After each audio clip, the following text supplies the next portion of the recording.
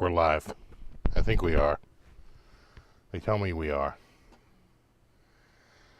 YouTube wants me to run an ad, so I'm suspecting I'm live. And that would be a great time to run an ad. We got a new member? He's a guitar guy. Welcome to Cool Bro. Welcome. Welcome. That's the welcome song. It's admittedly short. What's up, Ron? Dave? Yeti Matzi? Ben Coombs? We got Vince. We got Craig. Ian. Matt. Christopher Retro Puffer. Trolls. Super Lead. We got Mike. We got Zach. We got Kevin. We got Strat. Tom. We got Majestic BP and J. We got Nelson. We got Guitar Man 45. Oh yeah, I'm live. Oh, that is good. It's hot. It's hot there, hot shot. What's up, Brian? Jimmy P. Yeti Matzi. Double R Guitar. We got Fretless Ed. We got Speaker. What's up, buddy? What's up, Matt? What's up, Jay? What's up, Pete? What's up, Eddie? Jeffrey. Zach. Maybe the other Zach. We got Gary Davlin. We got Cowhide. Rob S. Terry 3G. We got Manfred.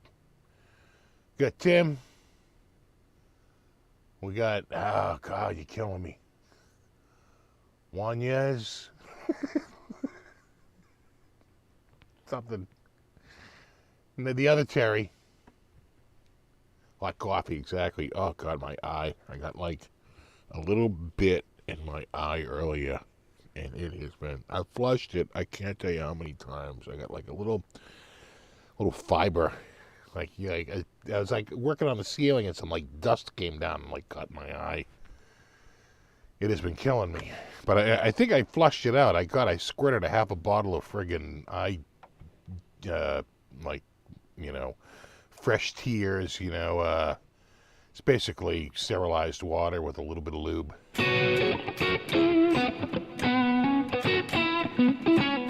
Exactly, just a dab will do ya.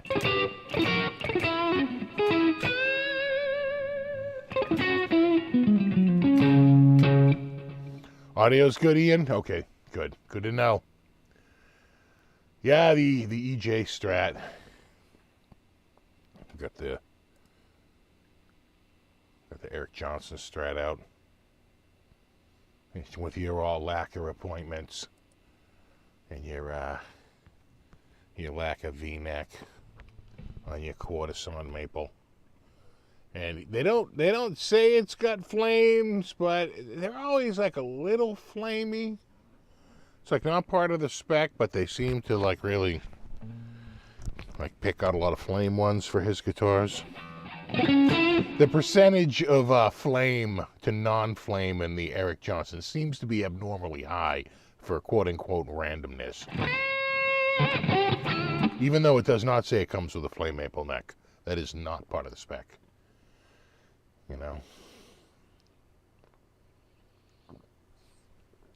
What's up, Friedrich?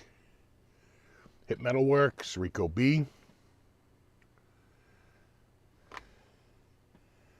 No, it's not metal fiber. It's I was putting some rock wool insulation up. It's rock fiber. I don't know what's worse. That's why I kept squirting it. I get it with the heavy, I'm trying to flush it, trying to flush it out.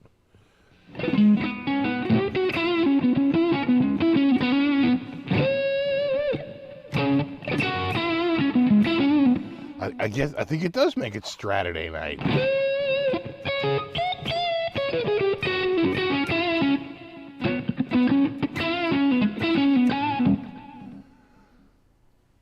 Rockwool's metal fiber, yeah.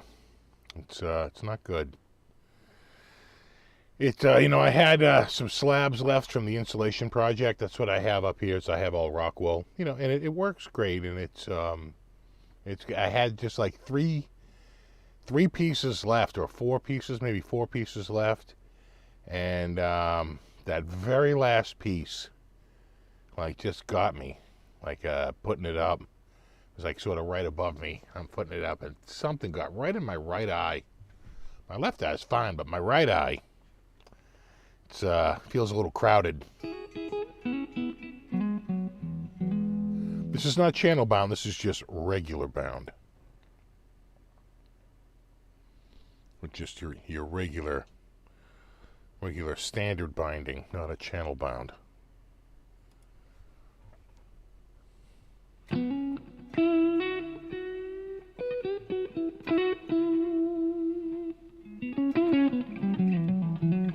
My eye isn't red. Yeah, it was really red earlier, but I think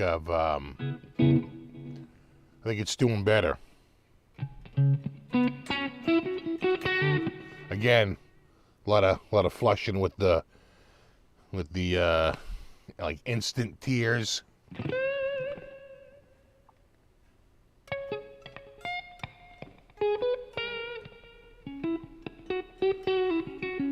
Exactly, it's all fun and games until someone loses an eye.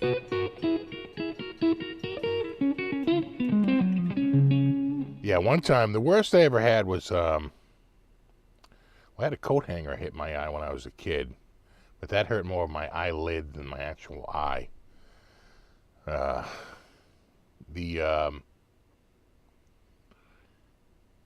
say the worst was, I used to wear contacts a lot, and I even had the overnight ones. You could wear them 24/7, and then just like throw them out. And God, I used to wear them like nonstop, and I got,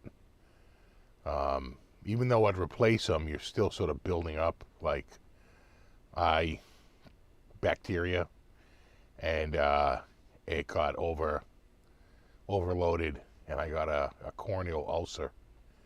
And basically the bacteria starts to like eat into your eye. And that's some really serious pain. And it was like my eye hurt so bad. I was at work. I was like, I gotta go. I have to go to the eye doctor like right now. They're like, you think so? I'm like, yeah, when like it feels like you have a 1,000 needles stabbing your eye. That's what I got going right now. And I went, and she was like, oh no, you got a serious corneal ulcer going. And they treat it with a like an antibiotic. And I think it was that night or the next night I had tickets to the Rolling Stones at the Fleet Center, now the TD Garden. And I was fine for the most part. They had already treated the eye, and it was sort of like, I mainly kept it kind of squinty, and because my right eye, I was like, and they had a light that went on. I want to say it was maybe a black light or like some sort of like ultraviolet light. And that was like 1,000 needles in my eye, that right eye. Whatever that was, no good. I instantly had to shut my eye, whatever that light was. My other eye was fine, but that eye could not take whatever that. I think it was ultraviolet, right? I think it was like a black light. And man, painful. Luckily, they didn't use that light all that often, but when it went on, I was like, ay, my eye! Everyone's screaming, Stones, and I'm going, my eye!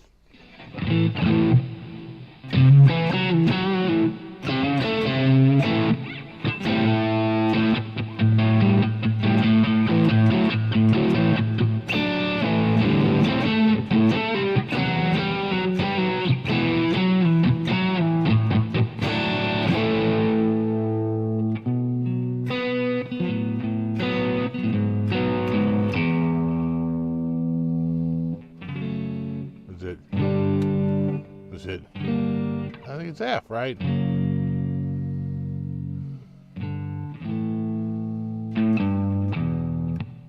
have to think about it again.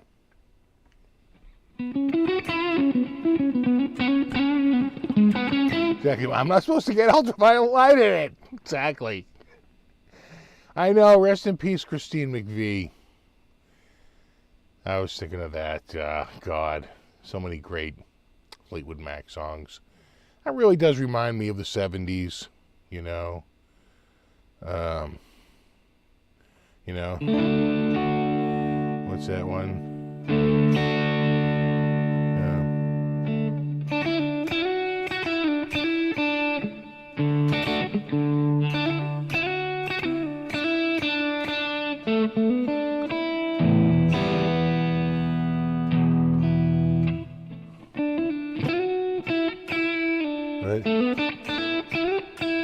Right?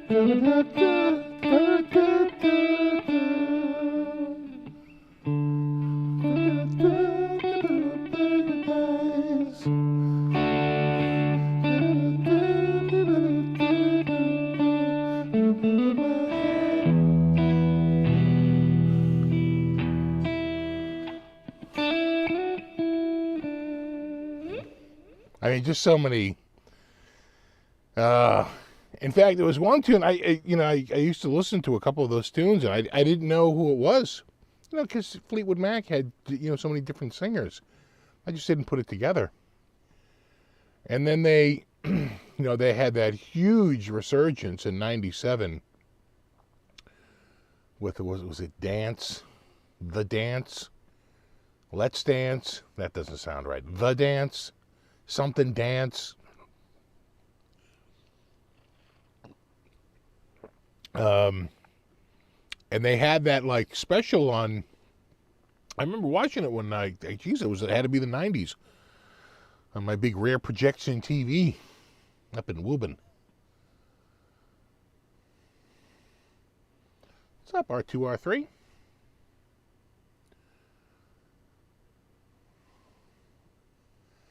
Yeah, McVie. She, you know, she just had that like almost like a baritone alto, right? What coffee? We're still doing the we haven't moved off of the Kirkland French roast that is suspiciously exactly like Starbucks, but it's cheaper.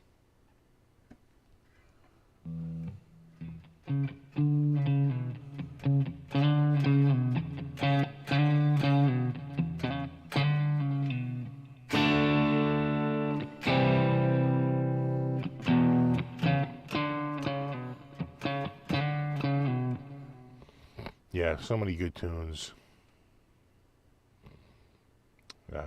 Just really reminds me of,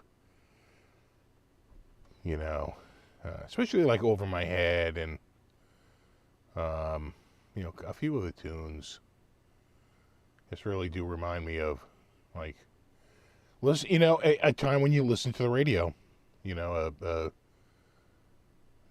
a single speaker, you know, radio. You know, I was a little bit past sort of the transistor radio days. It was more like the, I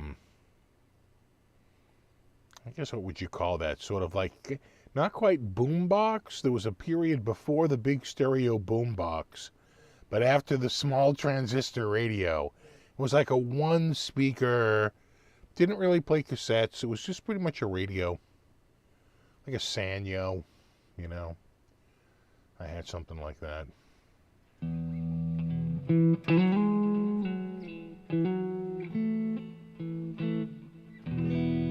got the window open because it is friggin' mild.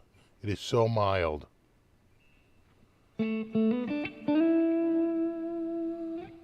Walkman era came later. Walkman doesn't come till 80. I'm thinking more like around 76. 75, 76, 77. You know, Walkman doesn't really take off till 1980. Well, I'm a freshman in high school. And every rich kid went to a all-boys private prep school, you know. And trust me, some of those kids...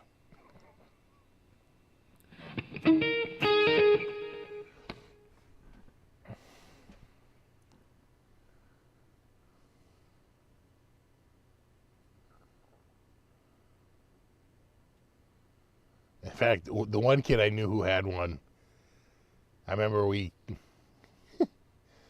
had to take the bus, and we dropped him off in the square, and his parents were both doctors, and the building had their name on the front of it.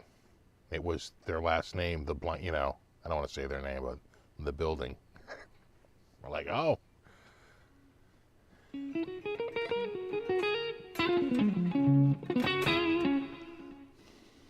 All boys, no girls. Oh, yeah. They had a sister school that was all girls and no boys. And they had dances. Notable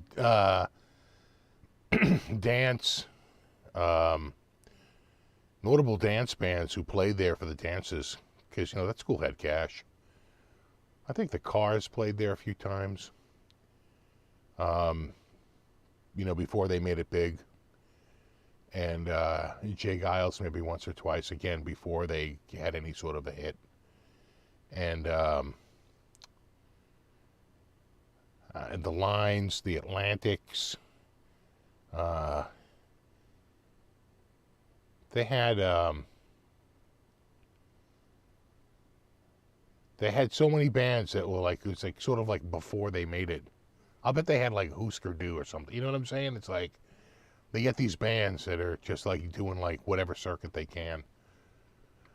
They had a lot of bands. I think Balloon played there, right? They might have got like New England to play a show, right? When I was going there,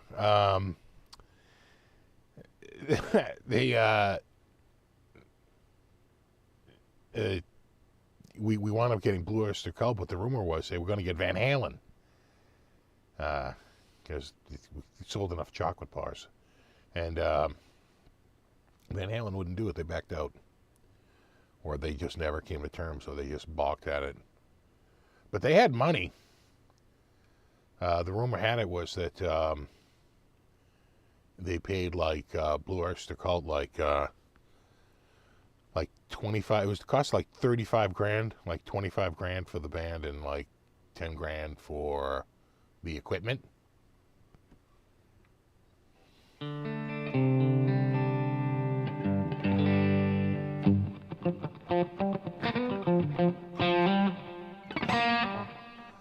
I've never played the Ibanez QX. I've heard about it though. Pretty recent, right? Everybody wants a headless now, it seems. Yeah, I don't think Aerosmith ever played there, but I wouldn't doubt it, right? That's the type of band that they would get. But Aerosmith made it so big so early that I don't think so. I don't think so, right? Aerosmith was a thing by like what, 1970, 1972, right? That's pretty early. I'm thinking more like 76 through like 80. They couldn't have a concert there after 80, but they could have bands play at dances. That was still allowed. But the town banned concerts that were larger than like a certain amount, or was had tickets open to the general public. I think that's how they got away around they could still have dances.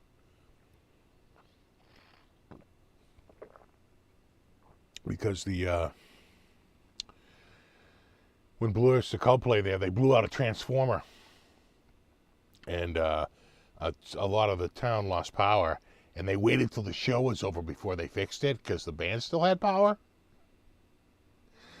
And the townspeople were not happy, and I'm sure there was a town hall meeting. They very quickly passed an ordinance outlawing concerts. We're banning dancing.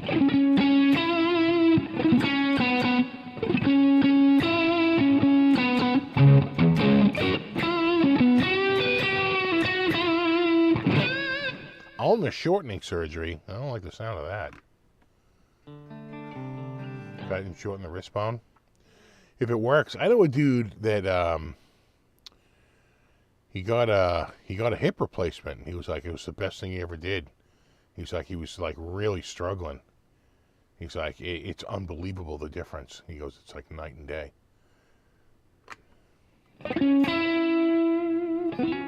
I haven't played a Quad Cortex, but they seem to have a lot of love out there.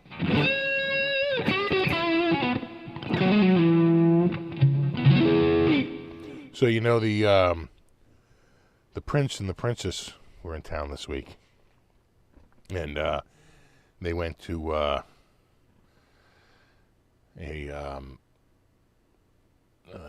Celtics game.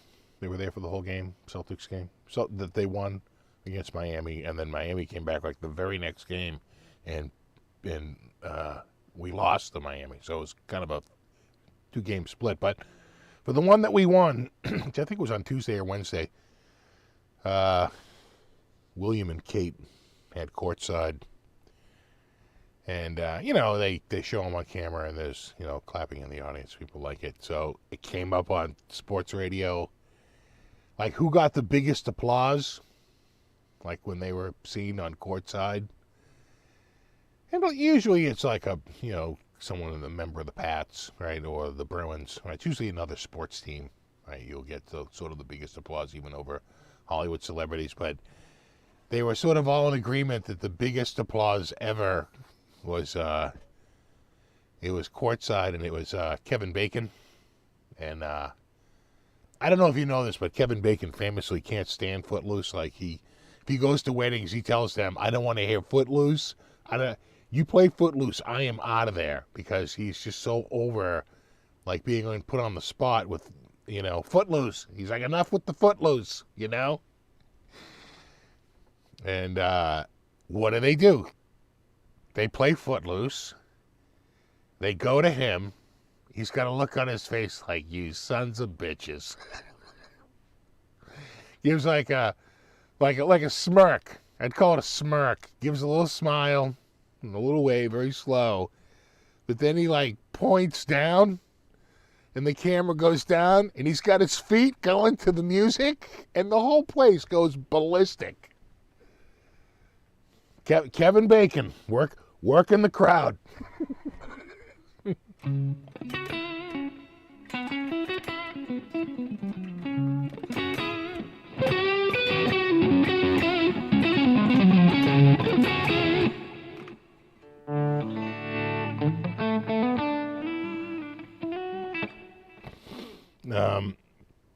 So let's look into might as well get into this for about 30 minutes in. Let me bring that over here. One thing, if you don't know, let me just show this really quickly. There's a metronome built right into Chrome, like built right into Google.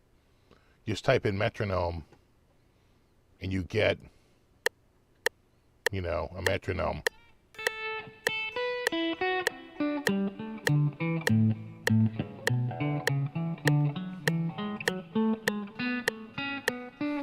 Right? But anyway, that's another video. It's just so easy, right? It's like, what a time to be alive. Instant metronome. So let's go to, where do we go? We're going to, where the hell is it? Right there. We want to go here, and we want to go here. And then let's just, let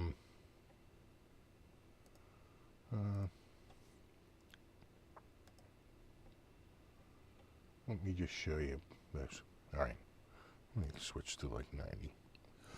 Get more on the page. All right.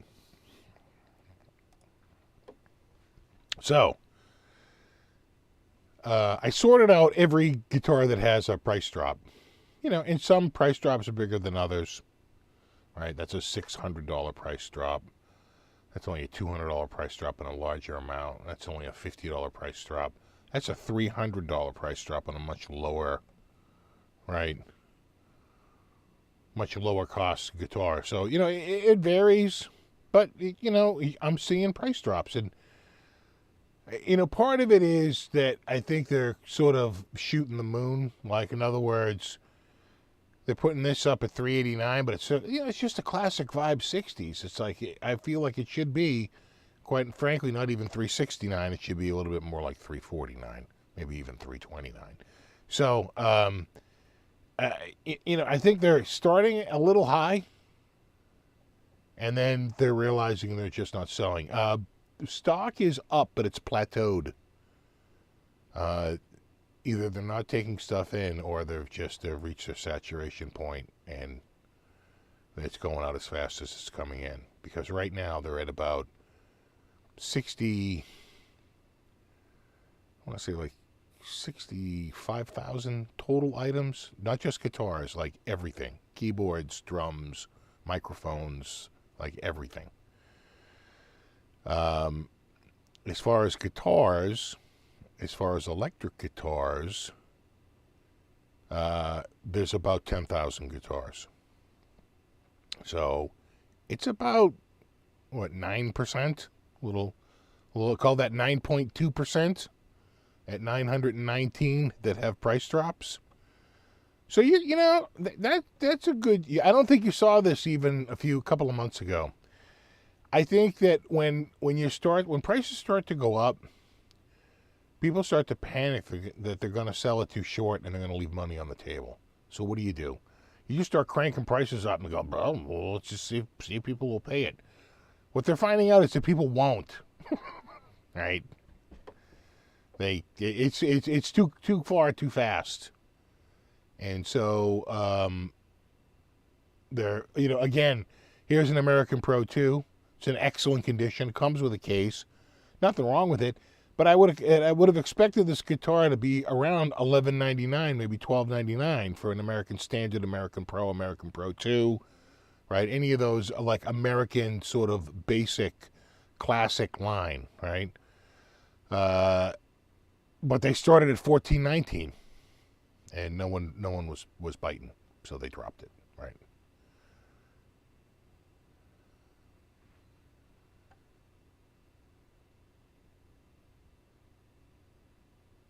Again, for a standard FSR, they got to drop that.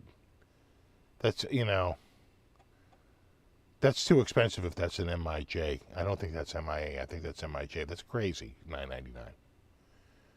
Again, they want $15.99. They're down to $14.99. $8.99 down to $7.49. Right? It's definitely starting to soften a little bit. $32.99 down to $30.99. Drop it $200. Yeah, it's less than 10%, but it's something. Wait a second. Oh, whoa. And it's got a discount, but again, only a 5% discount. It's a good-looking guitar. And it's red too. I'm just saying, if you love Christmas, don't you kind of have to buy that? Though I wish it had a Floyd instead of the... Nice dark fretboard, though. But without a Floyd, it doesn't seem to... It's not quite the full package, right? And it needs a Floyd Rose.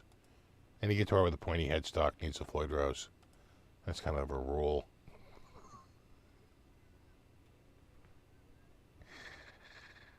The other thing I've discovered, completely off topic, but twinkly lights. Has anyone out there discovered twinkly lights? It's a string of lights that are like LED, and you wrap them around the tree, but then you use your phone, and it maps out the place of every single light, and then the light effects it can do are just insane. And I was like, that's pretty smart. Not bad. A little Murphy aged. I mean, it seems like a bit much, and they're very expensive. I can't see myself buying, a $50 light strand or $100 light strand. But I gotta say, the demo was impressive. Hey, the Angelico's nice though, huh? Putting that in a new link.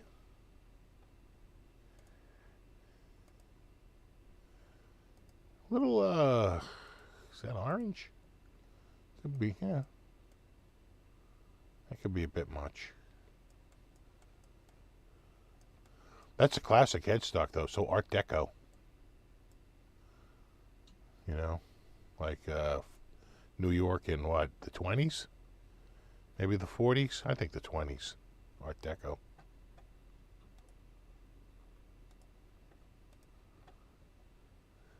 The Roaring 20s. Some good-looking guitars, though. Nice wood library. Down at the wood library. Do. Oh, yeah. Look at that. It's got all the flames. Oh, yeah. That's nice. Oh! We got a Brazilian sighting. So, I don't know if you know this, but on the back of the headstock, if it says custom made for USA only,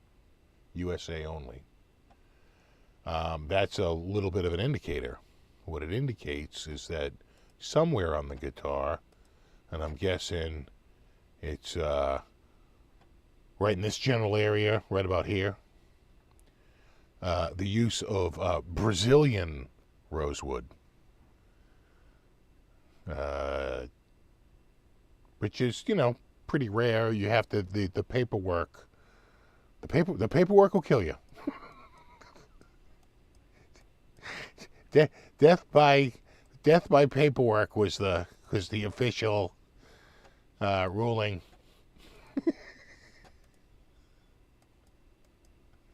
Nice looking top too, huh? It's a 12 top.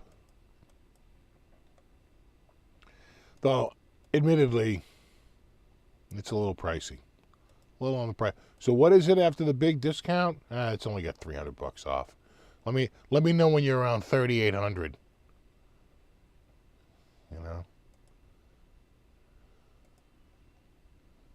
That's the kind of discount you like to see. American Pro. Get another American Pro. $1,309 down to $1,179. $1,399 down to $1,259. It's definitely softening up a little bit, without a doubt. The other thing is, the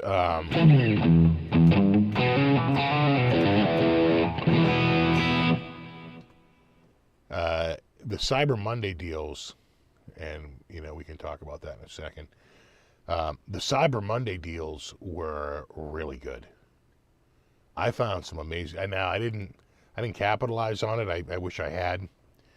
But the headphones I'm wearing, I paid I think $135 or $139 for these. Open box, right? Guaranteed to be like brand new, and they won't be gross. And they're like, it's just that we don't have the original box. It's like I don't. And they did. They came. They looked pristine. They came in this wonderful like headphone, generic box and whatever. And these are normally like $179, $199. These are Sennheisers. They had them the other day, $89 on Amazon. $89. I was like, ha. I sent the link to my wife. I'm like, I want them just for the price. But she didn't get them. She forgot about them.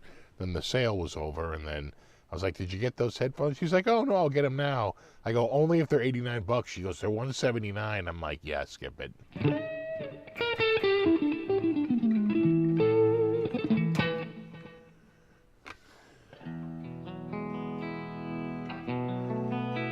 Would you gig with a $6,000 wood library? I would if I made like $6,000 an hour. Then what do you care, right? But barring that level of income, I'm going to go with a no. If it's a month's pay, no.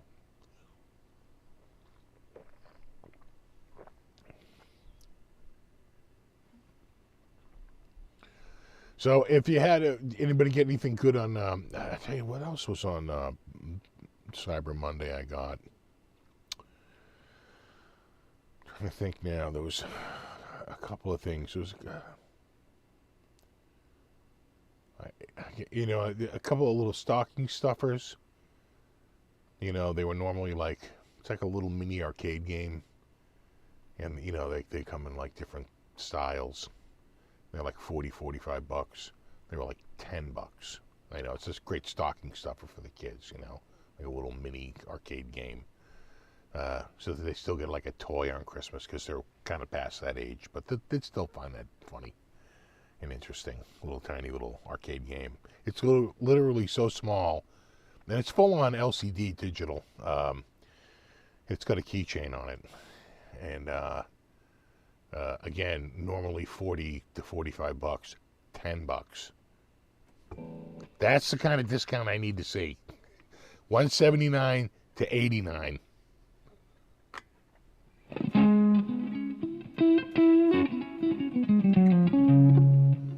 Hello from chilly Oregon. You know, we were chilly. We were cold. But we are back to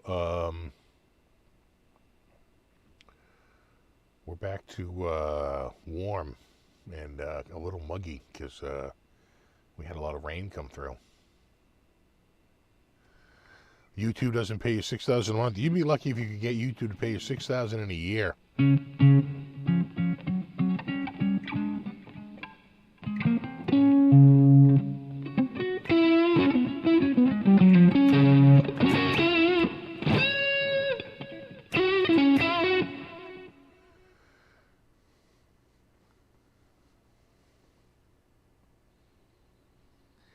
Yeah, you do see some things go up and then they go back down again. And what you realize is, and some places are pretty good at that.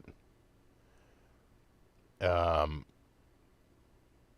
I wonder if they're forced to by law, but it will say like, it'll show a discount and then it would say, this product has appeared at this same discount like in the last 6 months. Or it'll say something like, the normal price for this is actually like, and you look at it and it's only like $10 or $15 more, not the big giant discount that it looks like you're getting because they're working off of list price. They're like, yeah, normally it's, 29% off, and right now it's 31% off. So technically it is a bigger discount, but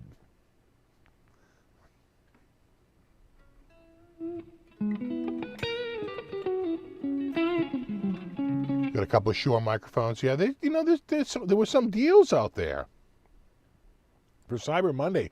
Some tech deals. I think I saw a 6650 XT going for $249. That's pretty good. I don't think you could get one today for less than $350. Literally just a couple of days later. They had a few things. They had some processors on sale, like the latest 13th gen and the latest AMDs were both on. A few places had them pretty heavily discounted. I could not believe it. They had big slashes on, like SSDs and jump drives and things like that, RAM upgrades if you got the right one. It was pretty good, actually. There were definitely some tech deals out there to be had if you kind of knew what you were looking for and were familiar with the pricing already. You could recognize some. Say, well, that's a deal. I haven't seen it that low ever. What's that? The Stream Deck there, normally $149. Sometimes it will go down to like $129, $109 on Cyber Monday. So, again, just another example of where pricing had gone, at least for that one day. Now, I find a lot of times that those prices come around again. I think it was last year. I wanted to get one more gift, sort of like for the family, right? Felt like it was like a big gift. All the presents were a little small. And they had, Best Buy was doing and you get the same brand. The TV in the living room was an LG. So I said, you know what, I'm going to see what they have for a soundbar. And they have an LG soundbar. And they had it at Best Buy, like $399 down to like $139. It was like some huge discount, which again sounded a little ridiculous. Maybe it was they never sold a single one at $399, and maybe it was really normally $159 and it was on sale. But the $139 I started searching it and I couldn't find it for less than like $250, $279 any other place. So that $139, seemed like a crazy deal. And it was like free same-day delivery. And I was like, get out of here. But I did it. They're like, "Do you want us to just deliver it free, same day delivery from Best Buy?" And I was like, "Sure."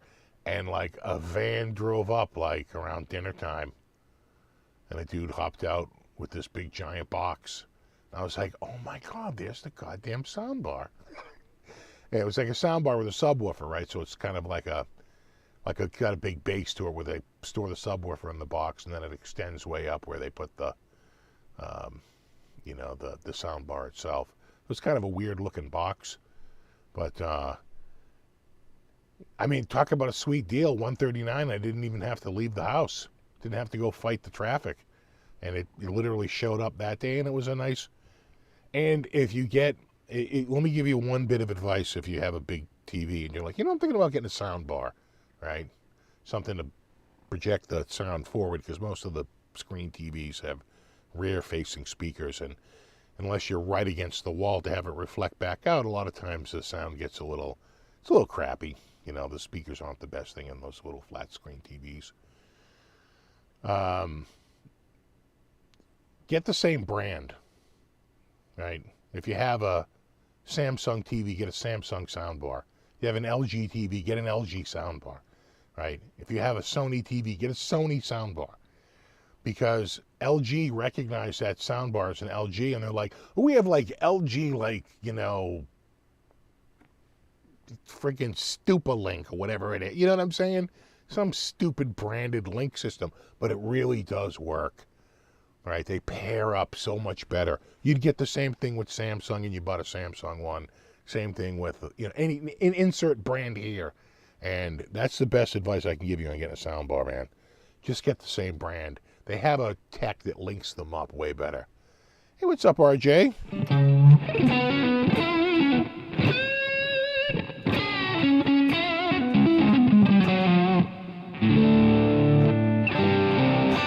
What's up, Scott?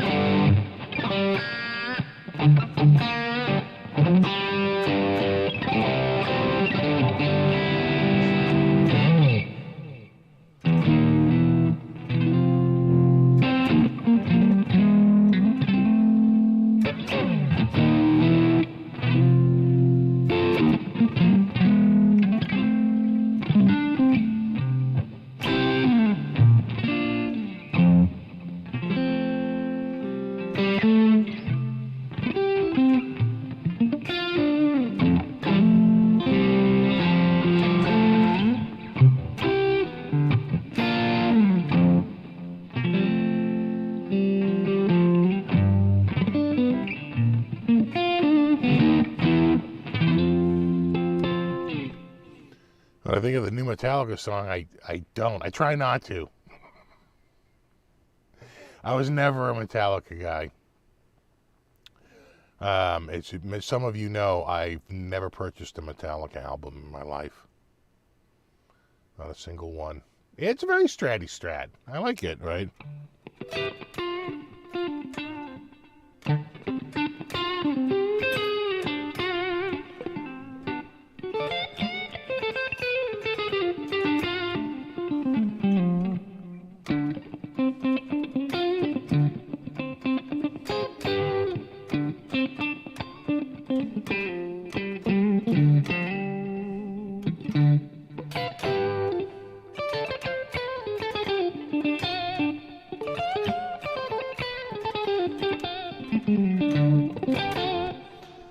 No, I like metal, but they're what we would call thrash metal, which is like it's the same as metal but with less talent.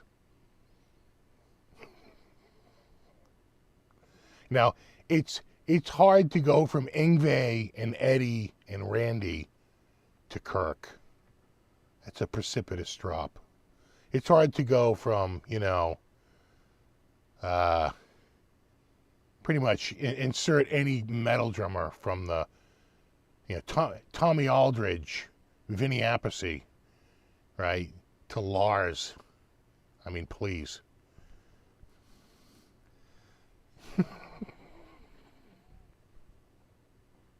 There's a what we would call a talent gap.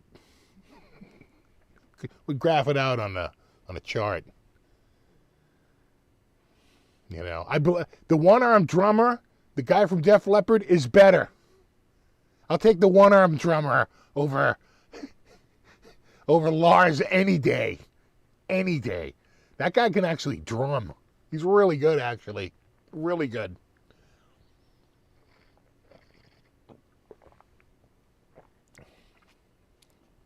I've seen him play recently. He was outstanding. He's a technician.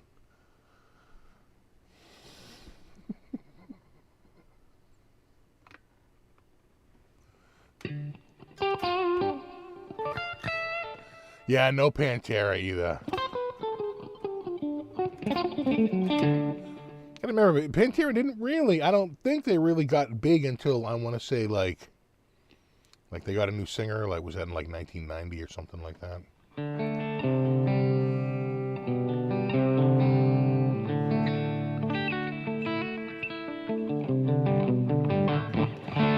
Yeah, Rick Allen. I'll take Rick Allen all day. Still has his feet.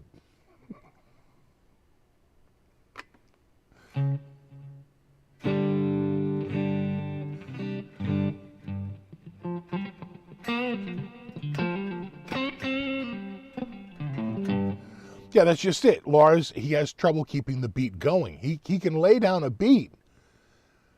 The problem is he seems to just start to lose his synchronization. You know, he starts to lose it a little bit. And you want to know who's like a really, really amazing drummer? He's Nico McBrain. That guy, he did a clinic where he went over like a couple of Iron Maiden tunes. And man, is that dude a technician. Just an absolute monster player. You know, it's like when you go from a guy like that, that's who I'm listening to, right? I'm listening to like Iron Maiden. I'm listening to a guy with that level of skill. And it's hard to go to Lars. He just sucked. You know, and those guitar solos sucked. The only thing that was good was the riffs, right? It's like the most talented guy in that band, without a doubt, you know, just like harmonic-wise, melodic-wise, music-wise, is James Hetfield. It's pretty much his band. He's the Sting of that band. You know what I'm saying? He's that band's Sting.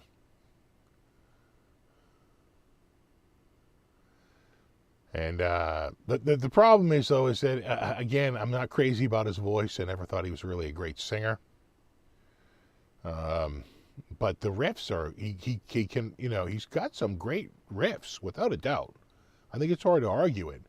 And a couple of times I've heard solos that I was like, you know what? Okay, you know what, Kirk? That solo wasn't bad. I found out later it was James doing that solo.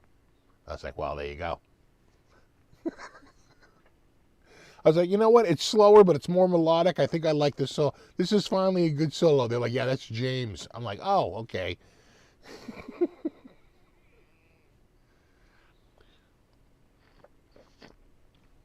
Oh, that is good coffee. What's up, Music Therapy Lass? Nico is awesome. He's a fantastic funk drummer. I wouldn't doubt it, because his timing was so damn good. And he was pointing out, because it was like a class, and he was pointing out, like, you know, there's a lot of little subtleties going on here. You know, these like lead-in strokes and the stuff, you know, and it was like, oh, this dude's a technician. This guy's a, you know, he's not, you know, getting behind the drums and just, you know, bashing the night away. He knows what he's friggin' doing. He's got some skills, you know.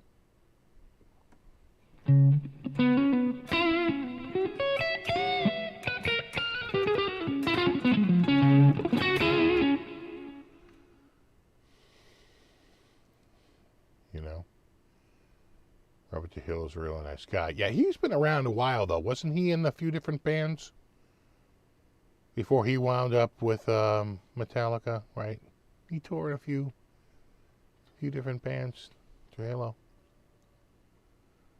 Stuart Copeland is a great drummer, but he famously could not get along with Sting.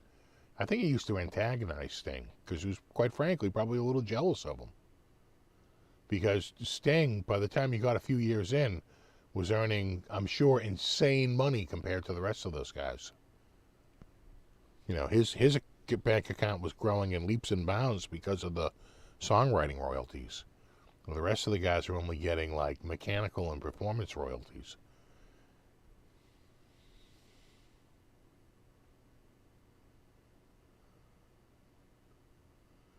Look for the video of Robert playing flamenco guitar in front of Kirk. It's amazing. Kirk looks pretty worried. Yeah, I would be. The one thing, I swear, I'll never forget it. It was like, I want to say it was like Uli John Roth, right? Is that the guy that's got the crazy guitar that's got, like, you know, 47 different modes, right? It's this, like, spaceship of a custom guitar. He's very proud of it. He was sort of going over the guitar. I can get all these different tones from this one guitar, you know? Pretty sure it was Uli John Roth, right? So they're like waiting for Kirk Hammett to show up, and they're going to do like a video together and do something together. And he shows up. He's like, "Oh, how you doing?" Very friendly. "Hey, how's it doing?" And he has this like guitar, and he grabs it. And he goes, "Oh, I just wrote this."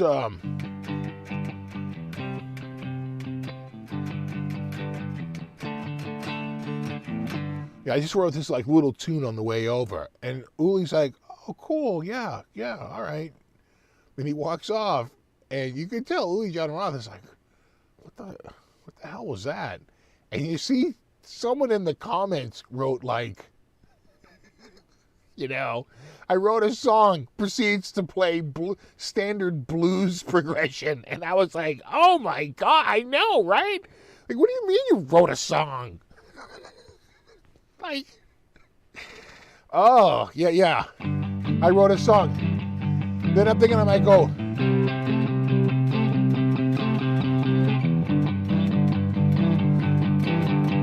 and then just to like wrap it all up. And if you're not careful, huh? Yeah, I own that now. It's like, what is wrong with you? And it's like, this guy is serious. It's like, talk about I think a little lack of self-awareness.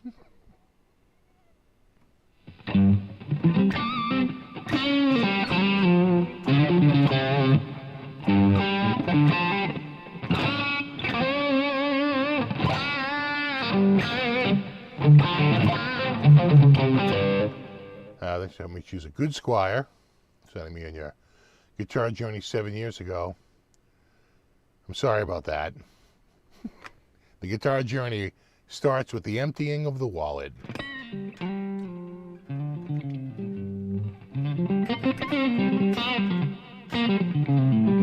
Exactly, he stole my song.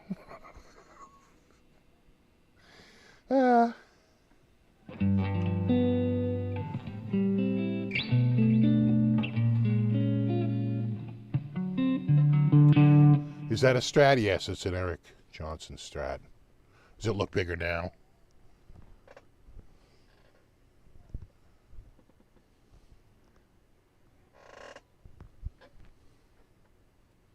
Sometimes it's all on the angle.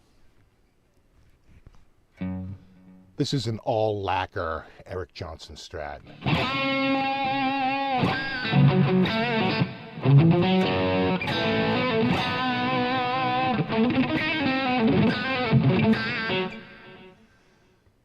Your favorite Strat? I don't know. I do like the Select Strat quite a bit. That's got the channel bound. Is that nearby? Actually, that is nearby. I hear the difference. Yeah, I do like these pickups a lot, though. It's got the good pickups. These are I think they're his like 64s, right? Wait. Oh. Actually, I'll take this strap off. Put that up there. This can go here. And then right there. The Select Strat. For a select few. With a select bank account. Oh yeah. Now that's channel bound.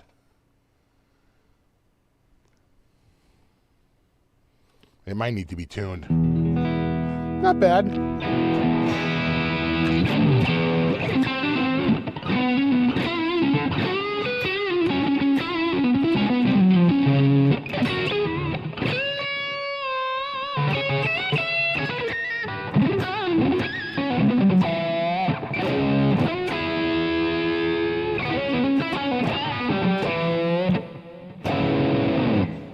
This is a nice neck, though. It's got all the flames. A little hard to see in this camera. And of course the select badge, which tells the world, I'm rich, biatch.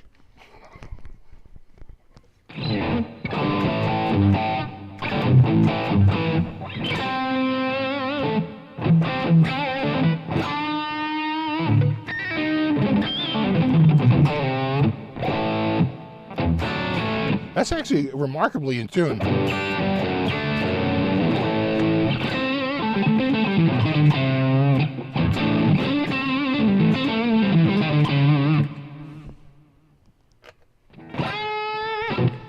Yeah, it's a maple top over alder body.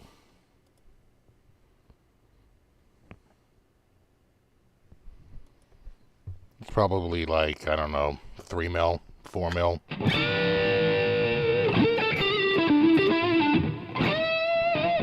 Yeah, I think it's got, well, certainly in the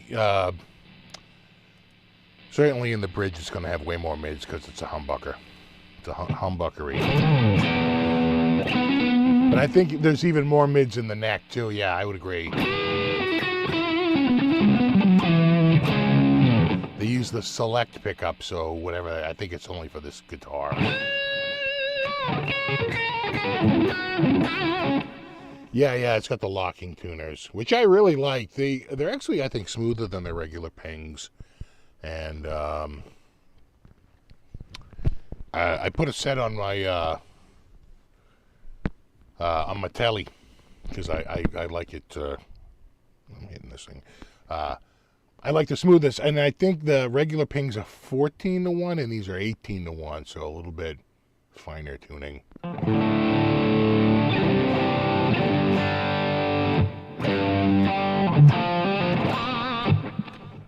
The bridge is not floating. I could make it floating, but I haven't. I don't like doing that. Only on certain guitars. You know, I have so many guitars, Ibanez guitars, you know, and other guitars with floating bridges. I don't feel the need to float my Strat bridges. You know, it's like if I need a guitar, I have to go and rip the neck up. I got like 4 different Ibanez guitars I could use to do that, and probably stay in tune a lot better.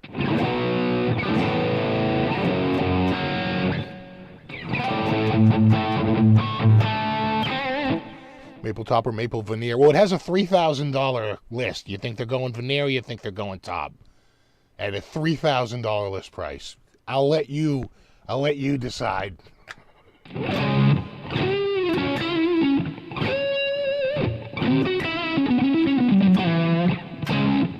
Though I didn't pay even close to that.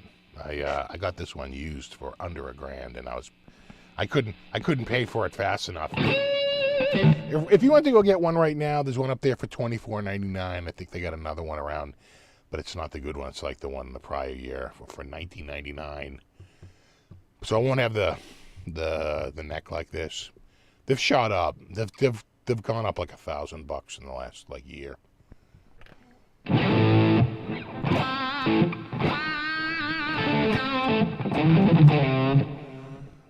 I know. The only thing I had to do with this was I had to replace the pick guard because the guy prior, I think, used a thumb pick that was metal, and he had scraped it up in here. It was like crazy scraping. So it's like the rest of the guitar was pristine, but like right in here, like, and in fact, literally between these two pickups, this guy was like a thumb picker with like a metal thumb pick.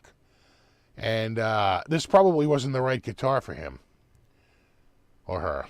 So it wound up. So I went with the mint green instead of the bright white.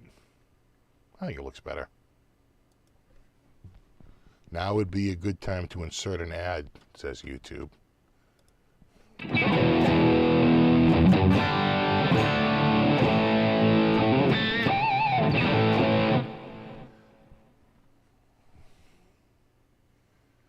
Yeah.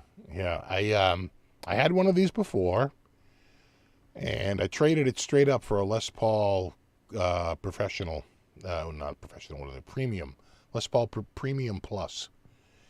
Which was a nice guitar. It was almost that guitar was almost a little too nice. It's like I'd never wanted to play it. I was always worried about scratching it. And then I wound up getting rid of that guitar because in the meantime, this showed up. I had always been looking for another one ever since I had traded it off. And this one showed up for $8.99. And I was like, damn. Instant buy. Could not buy it fast enough. And because the last one I think I paid $12.99 for, something like that. So I couldn't wait to get this again. I still haven't got a case for it. I have an old Fender case that I'm using for it, but technically, if you got one of these, it would have come in a select case, which was basically the G&G tweed with the red interior. I think it was and it had a big select badge on there.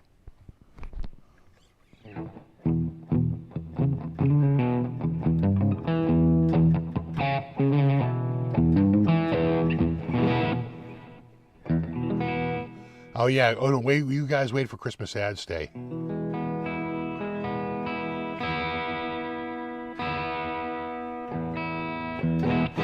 gonna spend the day just mashing that ads button.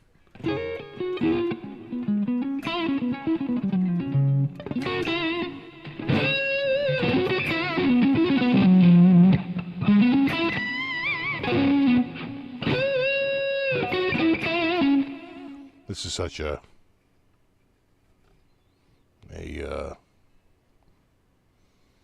comfortable neck, very round. It's a round one. Gotta hit it just right. If I can get it down here. Yeah. You can kind of see it's like one of their super mega, bird's eye flambe.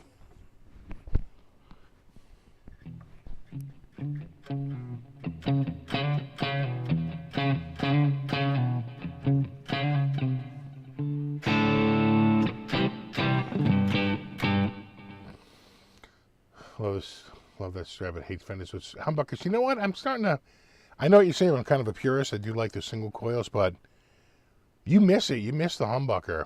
And the only thing I wish it had was a coil cut. I mean, for a Select Strat, you can't put a coil cut in it, or like the S2 system. You know what I'm saying? It's like let's go nuts. It's supposed to be like your top of the line model before the custom shop. These were more expensive than even the AVRIs at the time. So it's like you can't put. The one disappointment, I guess, is that I thought it would have more complicated electronics, but they're actually kind of simple. Yeah. No, this is a C neck. Let's see. That's modern small C. Easily. It's a small neck. The EJ Strat is a soft V neck.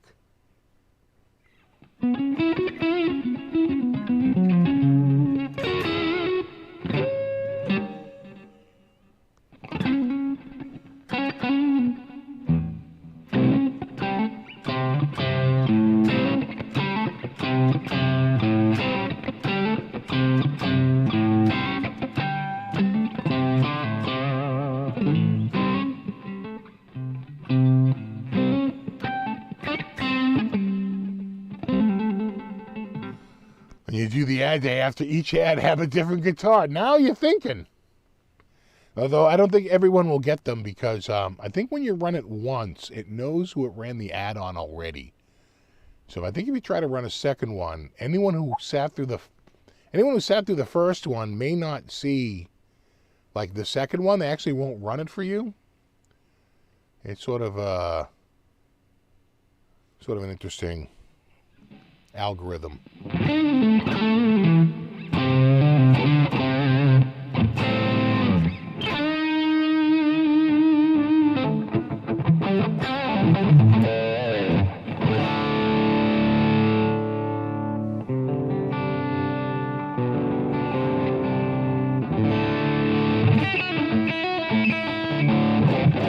Just out of curiosity, does anybody have the, it's a long shot, but does anyone have the Amiga 500 Mini, the little emulator? You know, they do like the Commodore 64 Mini, and they do like the Super Nintendo Mini, right? And it's got all the games built in. They did one for the Amiga, the A500 Mini. And I think you can take a USB and you can use, ADF files, I think. It's actually pretty slick. As I understand it, it puts out a 720p signal. That's really the only change over the original. Other than that, the emulation is pretty stock. And you can run either the advanced chipset, right, AGA, EGS, or like EGA, right? They have like the 3 different chipsets. I'm curious to check one. They're about $100, $110. It's like a non-working keyboard, right? Just like sort of a...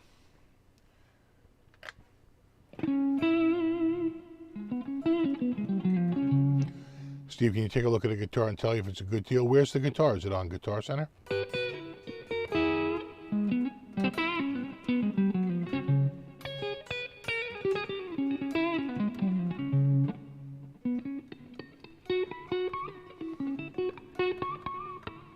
No, Ibanez's S series wasn't what Satriani used. He had the R series, the Radius. Which, if you looked at it on the side, the guitar was like a teardrop, right? It was much thicker on one side and it came down to a thinner, the Radius, right? The S series, that was the Sabre, which they turned into the S series, the Radius, which they turned into the R series. That was Gambale, Frank Gambale. He was their big Sabre guy. And Joe was the Radius guy. He was also a power guy. I think he started out with power. Very quickly went, because they were like, we're not doing power, and they dumped it. So they went to Radius, and then they were dumping Radius, and they just turned the Radius into the Satriani. Alex, you got the Commodore 64 Mini? Yeah. And does it put out a 720p signal, but it's just like, upscaled from the original emulation? I'm a little curious. I have an Amiga 500. You can't see it, but I have one over there on the shelf, but it's non-working. I wouldn't mind. I have the software, right? WinUAE. But damn, like half the games won't run on it. I'm hoping to have better luck trying to load games, on the other one, just using it's like their equivalent of like an ISO file.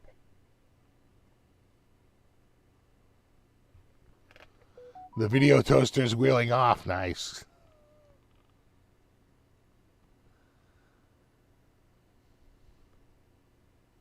Oh yeah?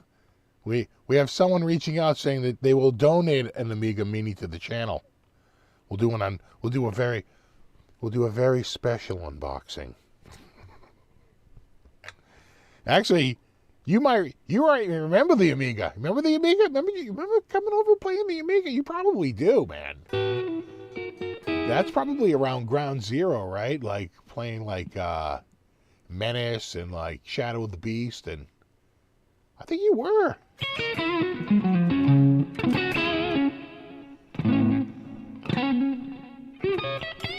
I do Menace, right?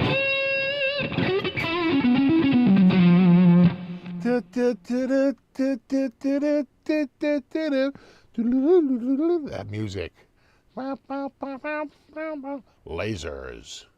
Cannons. Speed up. Ah, God. Now I'm talking myself into one. The only game I recognize on the list is Out of This World, which is an amazing cinematic. That's one of the few games I finished. That and like Shadow of the Beast 2, which quite frankly I needed 10 pints to get through it.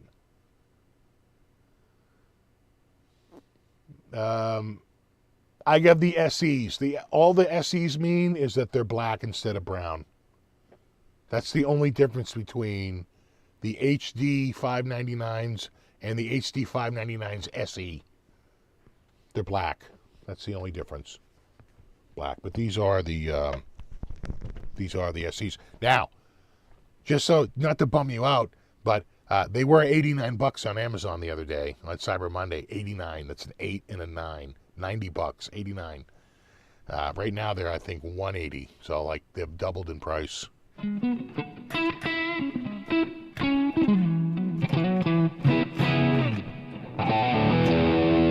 I married my vegan, now divorced. You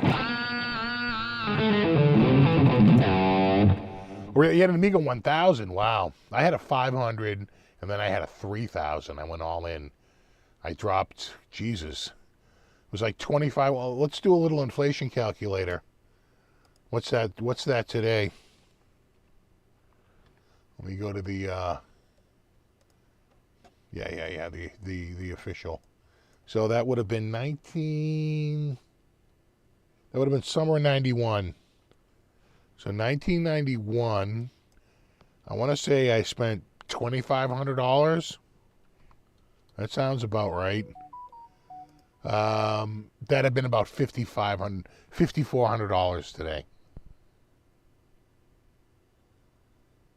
You got it, man.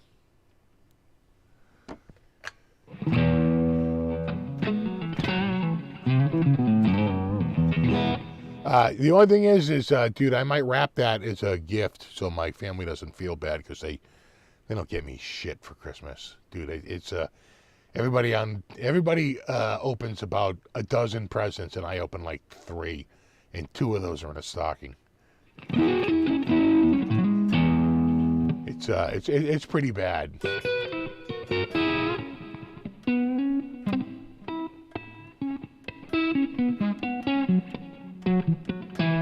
The best Christmas presents I buy myself. How bad is that?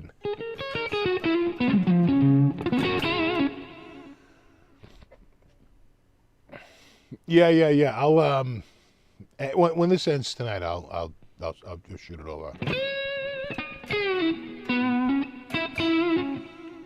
The inflation recession Christmas. I don't know, man. I went and filled up the other day, and gas was a lot lower. I was like, woohoo! And the sales at the dispensary have been pretty good. And I got that monitor at like a pretty hefty discount. You just got to wait for the sales. If you have no patience and you just want lower prices, like just handed to you, it's not going to happen. You got to work for it a little bit, but they're out there. They're out there.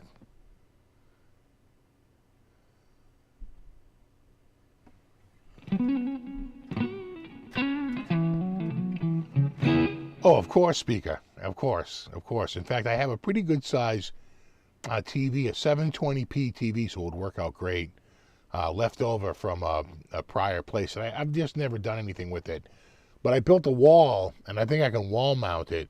So just wall mount it and we'll get the joysticks going. I think it can take 2 joysticks.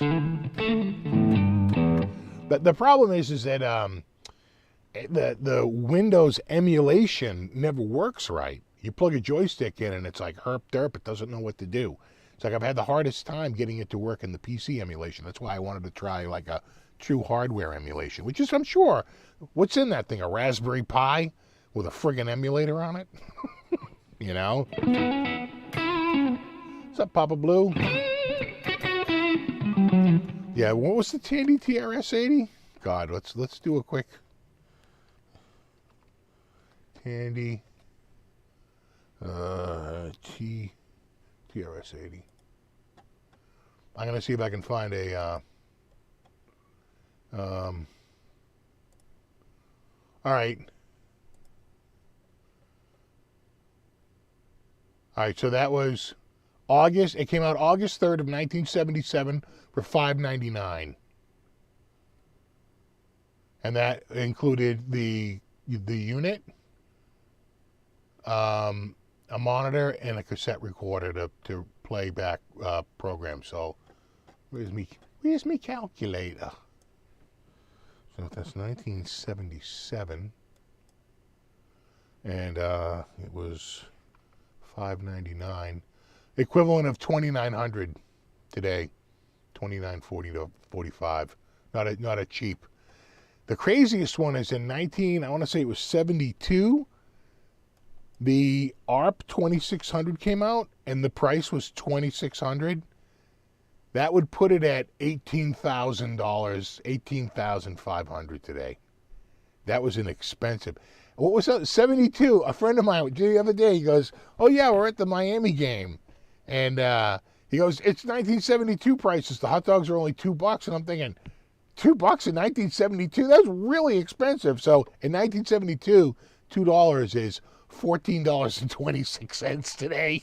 It's like, dude, that was like a $15 friggin' hot dog in 1972. It's like, yeah, I remember buying a hot dog in 1972. It was 50 cents.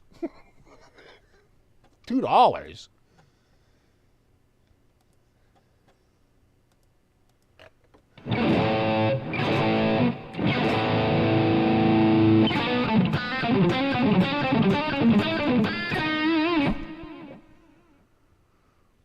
You still have two TI-99s, 4As. Yeah, I still have an Amiga 500.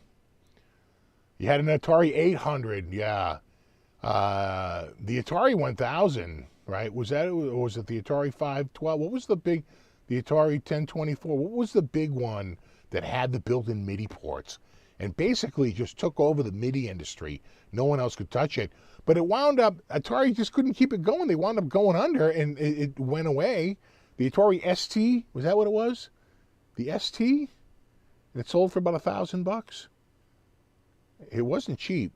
Was it I think it was the I want to say it was ST? Was that right? That sounds right. It had a MIDI port. Of course, their MIDI implementation wasn't standard. You know, they had two of the pins mixed. I got hair gel or nothing? No, I just, I brushed it before I came on here because it was kind of a wreck.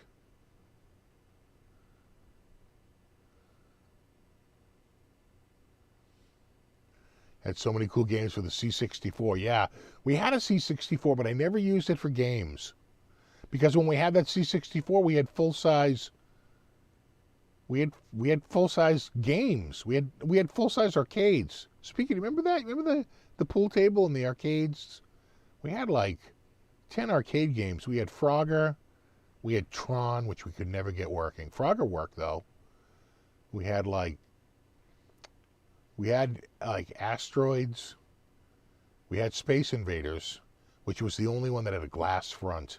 That was so old, the front of it was literally made out of glass. Looked very different than all the rest. It was much older. Like the original Atari. My dad should have kept that one. It's probably worth a few bucks today. Yeah, Atari ST. Yeah, and Pong. I think when Pong came out in 75, let me think about that. 1975. I remember it was like $100, 99 bucks. Yeah, it's the equivalent of $553, which quite frankly puts it around the same money as like what, an Xbox and a PlayStation 5, right? Though admittedly, the Xbox and PlayStation 5 are more robust pieces of hardware than the original Pong. Just a little.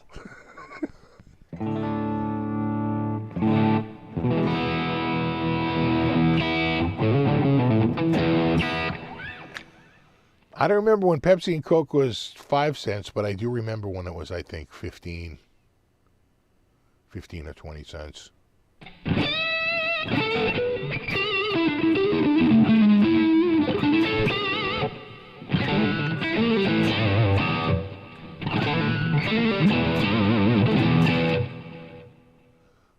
Oh, yeah, those were the days. Shadow of the Beast. God, Turrican. Magic Pockets. What else? But Shadow of the Beast and Shadow of the Beast 2. I never got Shadow of the Beast 3. I had 1 and 2, though. You know, Out of This World. God.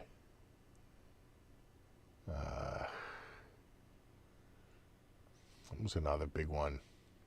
Leander. I'm Dumbledoring that shit right out. Beast 3 was legit, but it was like, I think when that came out, I was right at the end and I was switching over to PC. I used it.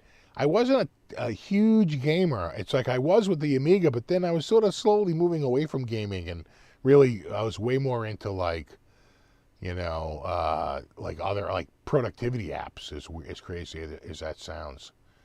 And like, so I had Dr. T's keyboard controlled sequencer, KCS2. God, the money. Just down a well. And then what was that magazine? Was it Computer Shopper?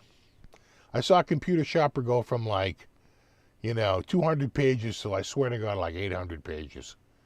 That thing was like a phone book, like every month. Pretty much put Gateway 2000 like on the map.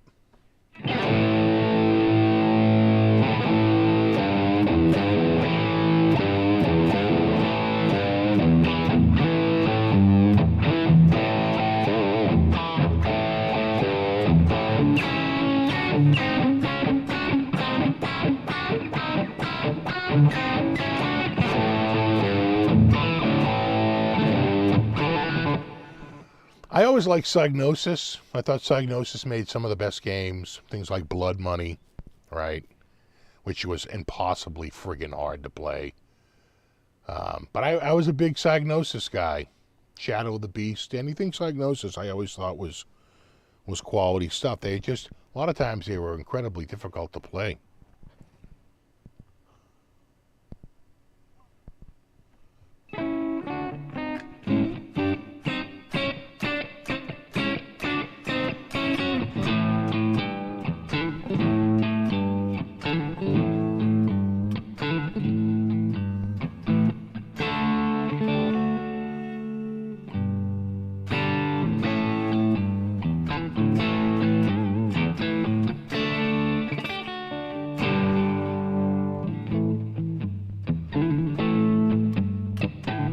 I don't have much experience with 11 rack, but they seem, you know, on paper they seem to be pretty good. I don't know. I wonder if it's more like Head Rush, where, you know, maybe it's like on paper it looks good, but in fact it doesn't sound great. But if you're saying it sounds good, and I've heard some stuff from it, I was like, damn, that sounds like a Plexi to me. That sounds real. That sounds really friggin' good. And like you say, you can get them like short money. You know, like a few $100, like easily you can find one like under $500 now. So,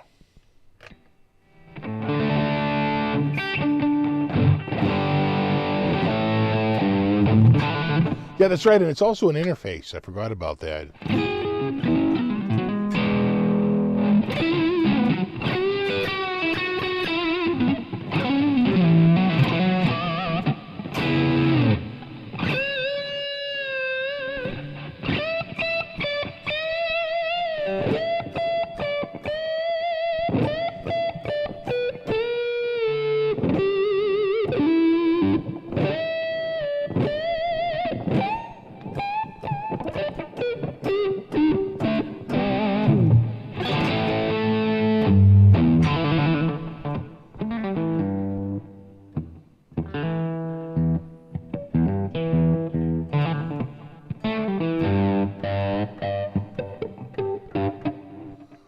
Rack has phantom power as well. Yeah, you know, I've heard, again, on paper, they seem to be pretty amazing. pieces of hardware, but I've never actually played through one. You know, I gotta figure out what I'm gonna do on. I mean, that's not bad, but let's see what's up with the computer and the. Did I finish this? No, I got a little bit.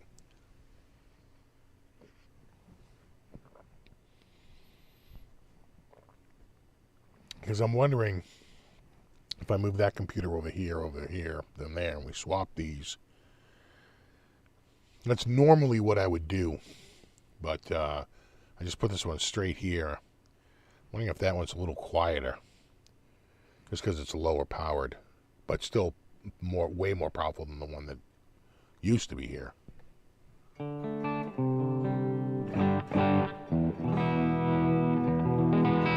Feel like I'm out. I'm out. Hold on. Where is my tuna? Oh, yeah. Yeah. A little on the flat side. I can go back to the other Strat, which is an arm's length away.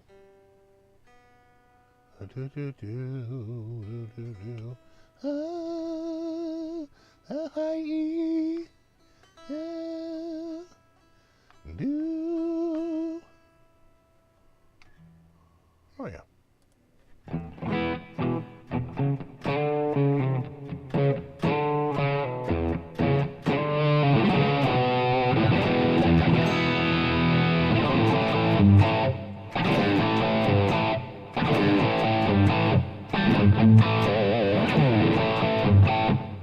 It's not even really not really even like really, it's more like, or even more like this.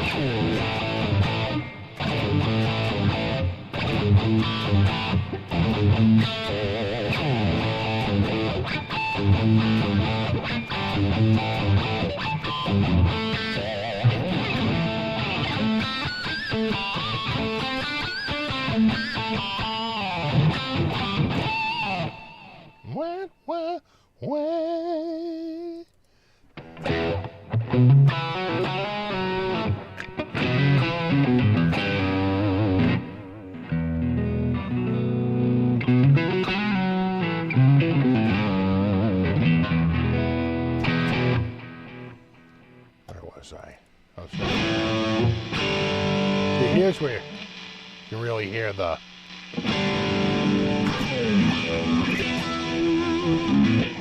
noise.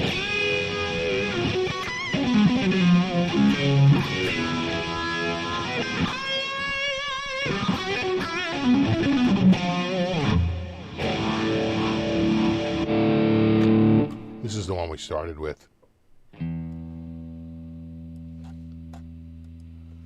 Simple lines weaving. Where the hell is my chat group? There it is.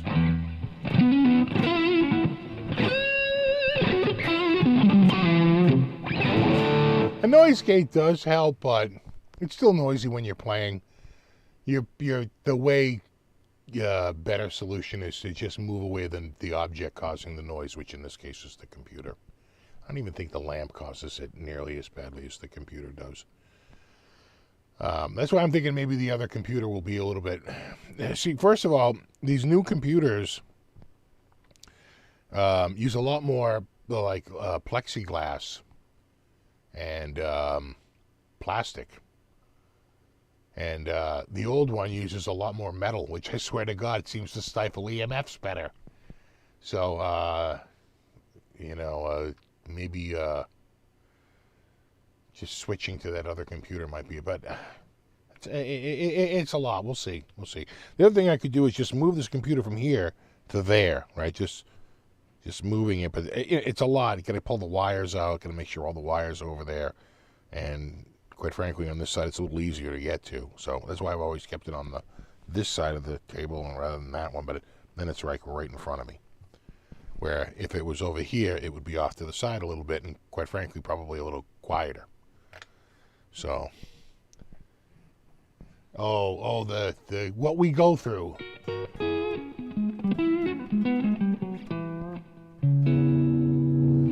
Yeah, I think the noise gate also kills a little bit of the tone, you know. Certainly kills sustain, without a doubt.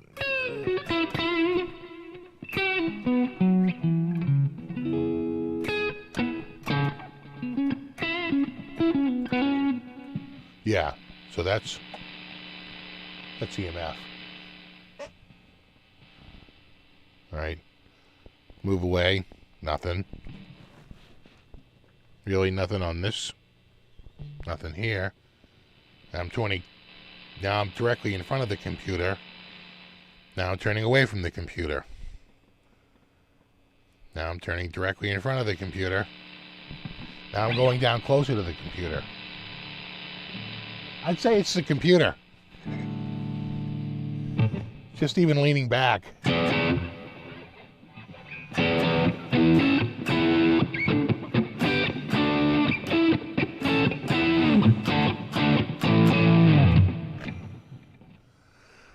Yeah, so, yeah, that's what I was thinking. A good Faraday cage. That, you know, that's a great... I see, great minds think alike. That's what I was thinking, too.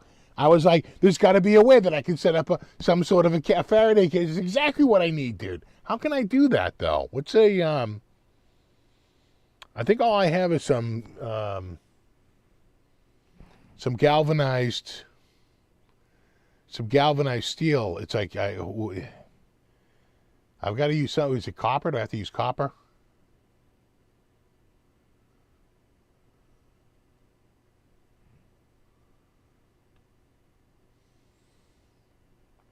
Yeah, right.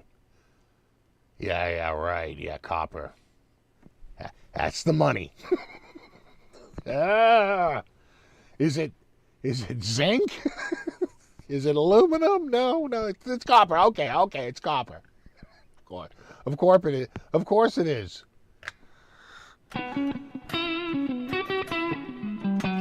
Exactly. Step one, beer.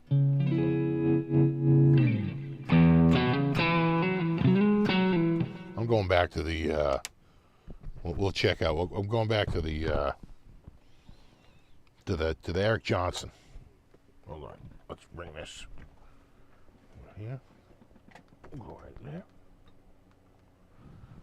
No. Oh, that's a little heavier.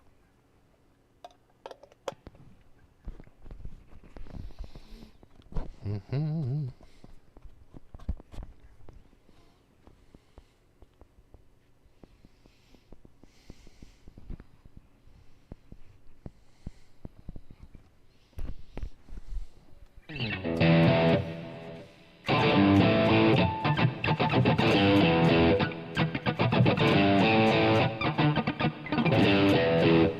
You can buy rolls of copper mesh. Okay.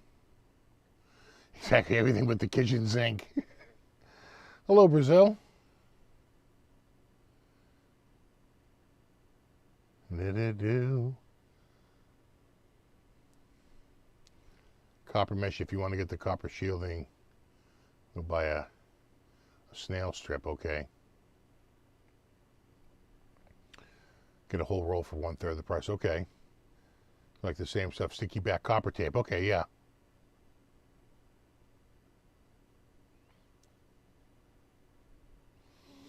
So where's that Eric Clapton money? Where's it at though? What is it at Guitar Center? I don't think you can post it there, but I can go search for it.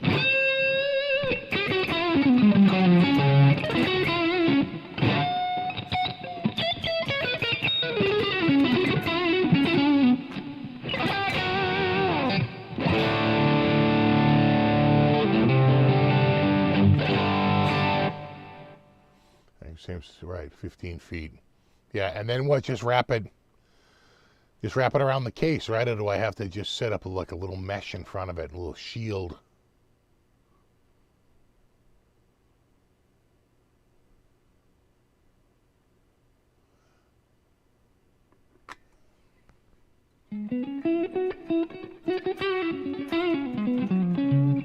It doesn't really do it with humbuckers, no. No. It only does it with single coils.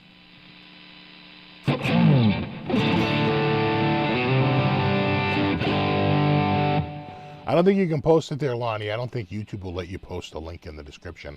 Only mods can.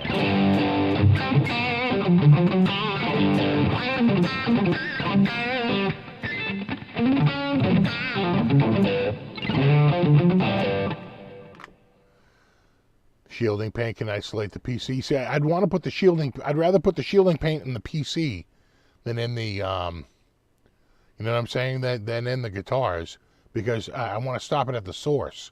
That way, I don't have to worry about it each and every guitar. I want to shield the. Gonna have rockandroll.com. Let me take a look here.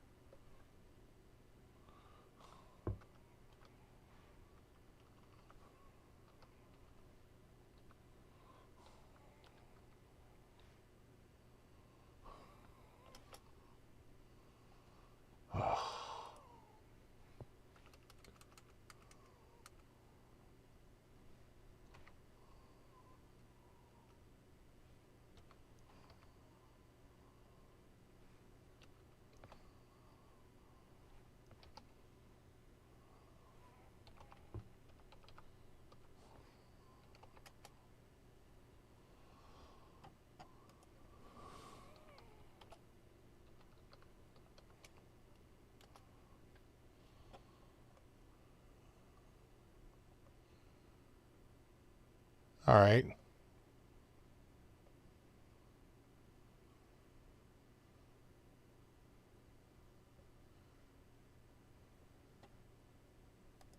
So what, one of these here, one of his played strats, 40,000, 40,000. I have no idea. To me, not worth it, but 64 Fender with chrome, pickguard played in 76, estimate $75,000 to $100,000. Layla lyrics inscribed, signed Fender Stratocaster real, estimated 20 to 30 grand. That's going to be a no from me, dog.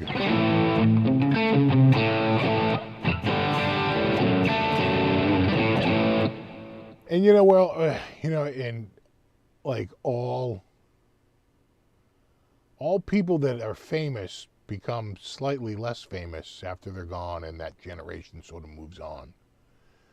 Could it possibly be worth more money in the future? Maybe. But you're probably at the golden time right now for buyers because, you know, he's at the end of his career and, you know, it's like the people that are alive that like listened to and enjoyed his music are still alive right now. And, you know, I don't know. You know, something tells me that, you know, you get something like this, it's going to be like 40 grand. It's like, you could get some really nice gear without all the, this is less of a guitar and more of a souvenir, right? Just like the rest of this stuff is, right? Signed album and, you know, these signed items here. Right? These strike me as more as like collectibles and souvenirs so in that sense, it's less about the quality of the guitar and more about its collectability. Right? There's a huge shift from what it is as a guitar and what it is as terms of who owned it and who played it. So that's a lot harder to estimate because then it's, as the saying goes, worth what somebody is ready, willing, and able to pay for it. But on my, like, from my end, I'm like, no.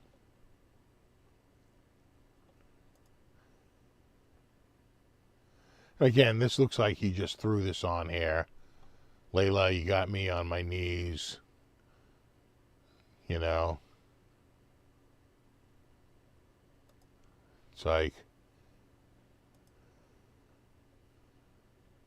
And like, in terms of like, I don't know if that's a weird cut, but that does not look like a Fender Strat. Right? That looks kind of fake, right? Where's the walnut insert for the truss rod? No walnut insert. That headstock doesn't look like the proper cut.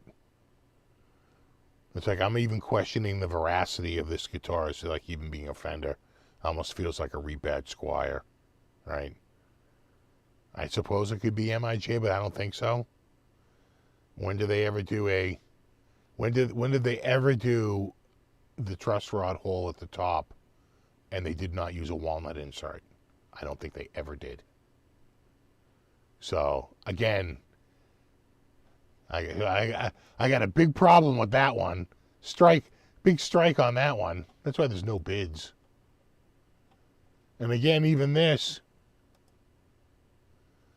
it's like, yeah, it looks like you would really need a provenance, because that other Strat looked fake. This looks more real, right? That headstock is correct, right? That does look correct. And in fact, what did he say it was? He said it's a 64. Yeah, that would be correct. Those dots with that. Were they doing the clay in 64? Maybe. I suppose that could have been the last year of the clay inlays. 62, 63, 64. I almost feel like that they've already started to move back to mother of pearl.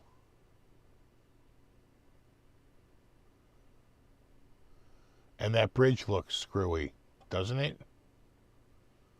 What the hell is this? What the hell is this?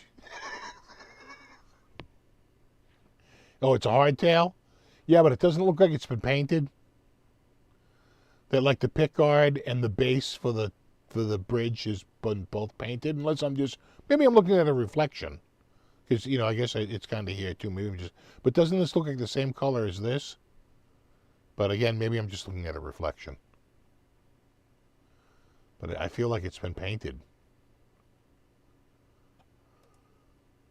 Oh yeah, it probably was a reflection, because there it's showing it's an aluminum. So it was. That was a reflection. Right? This, and this are all reflecting. Yeah. There you see it. Again, if you're asking my opinion, it's going to be a no from me, dog. Hard pass.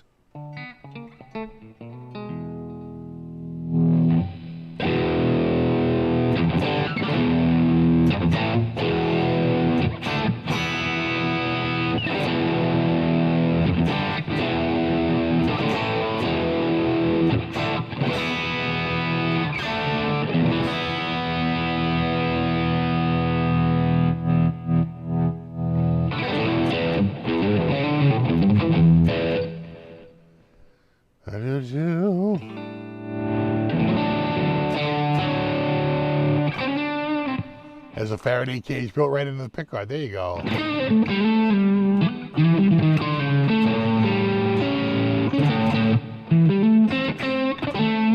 Exactly. That's like 2 PRS double necks.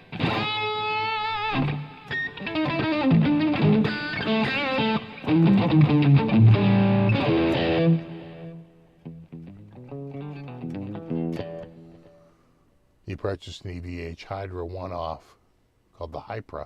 Nice. But it came with the paperwork. Yeah, I mean, as long as you have some provenance to show what it is. But, anything like that where you're chasing down provenance, it's always a problem.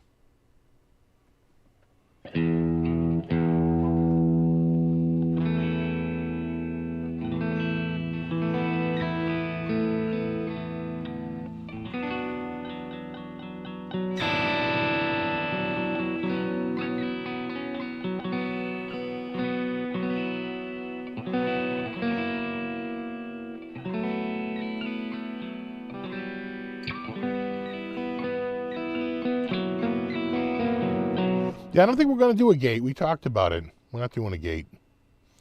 Because once you put a gate up, then you have to open it and close it whenever you want to go in and out. That sounds like a burden coupled with a hassle.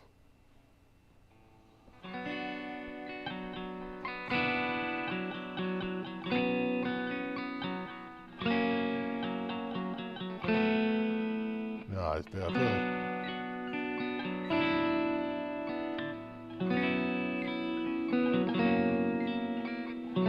there it is.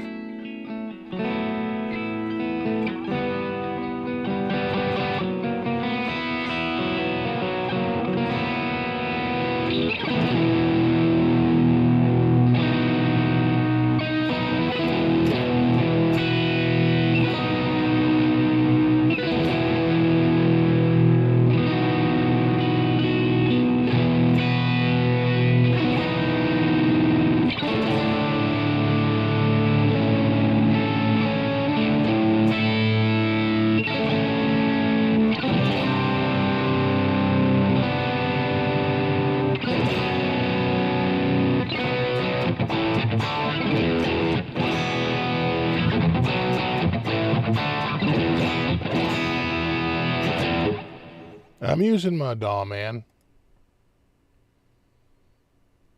I do like the Daw Man.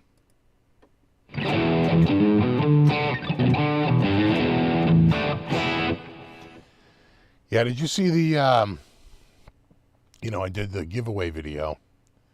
And man, I had like 3 or 4, spam hits, 3 or 4 different accounts.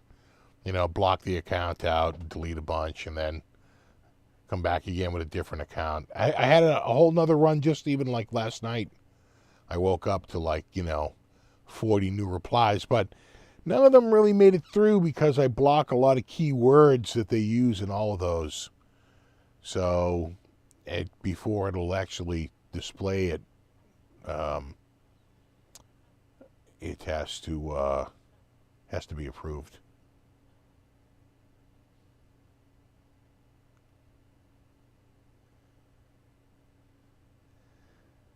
New Zealand. God, a woman was talking the other day,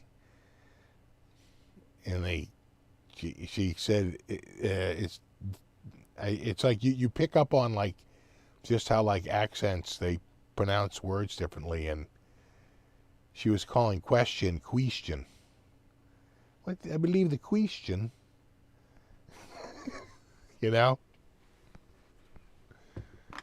Just it's the little things.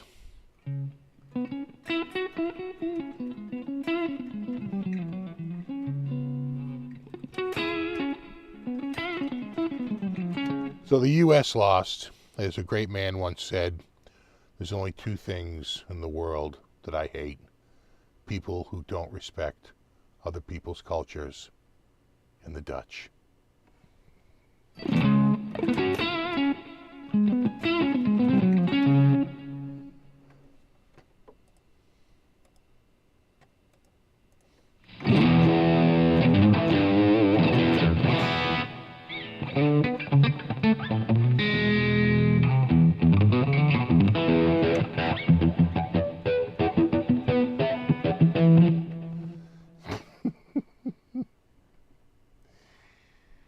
Yeah. After living here since 1999, you can't hear the accents. Yeah, it does. It goes away. Your brain just say it all becomes perfectly normal. You're like, oh yeah, no, that's right. It's crazy how you adapt.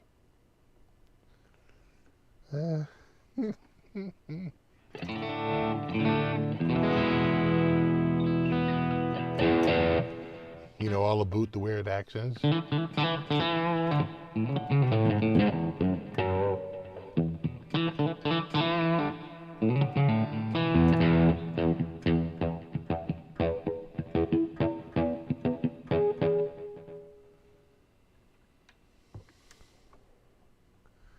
like to have a peek at those pics, but you're torn on as to which one. I understand. How many acryls died to make that? An acrylic pic.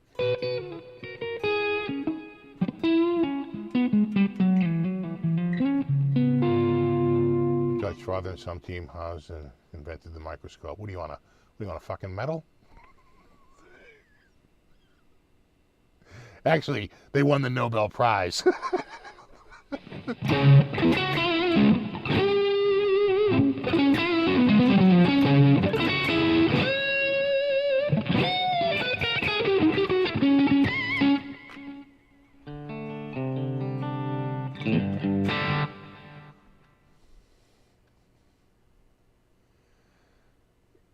My package is ready for delivery. The comments, yeah.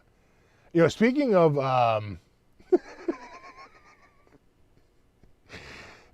speaking of contents, I have also been working on, a lot of people got DHU over Black Friday, and I know people want to get an updated, so I am working on an updated. I'm trying to clean it up and, quite frankly, tweak a couple of the patches to where I think they're going to be. I'm updating my patch bank, and I want to get it out before Christmas or maybe on the Christmas live show, I'll have the patch bank ready.